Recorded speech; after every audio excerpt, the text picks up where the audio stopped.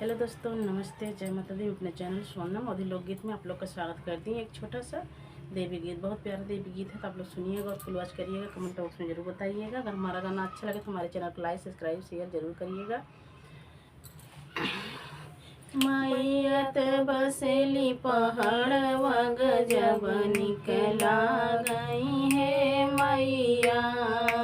मैयत बसेली पहाड़वा गजब निकला गई है मैया।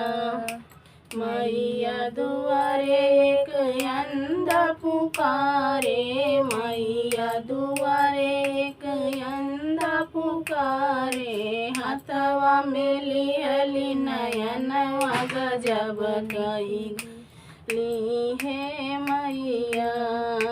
हाथवा में लिहली नयनवा गजब निकला गई है मैया।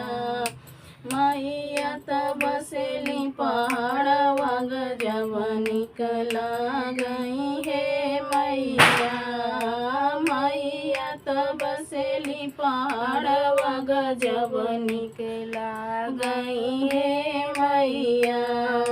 मैया दुआरे के बाजन पुकारे, मैया दुआरे के बाजन पुकारे। हाथवा में लिहली बलकवा गजब निकला गई है मैया।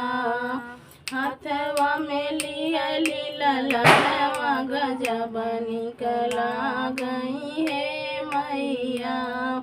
मैया बसेली पहाड़वा गजब निकला गई है मैया। मैया बसेली पहाड़ गजब निकला गई है मैया। मैया दुआरे एक कन्या पुकारे, मैया दुआरे एक कन्या पुकारे। हाथवा में लिहली वरवा गजब निकला गई है मैया। हाथवा में लिहली वरवा गजब निकला गई है मैया। मैया बसेली पहाड़वा गजब निकला गई है मैया। मैया दुआरे एक लंगड़ा पुकारे, मैया दुआरे एक लंगड़ा पुकारे। हाथवा में लिहली पायरवा गजब निकला गई है मैया। हाथवा में लिहली पायर गजब निकला गई है मैया। मैया बसेली पहाड़वा गजब निकला गई है मैया।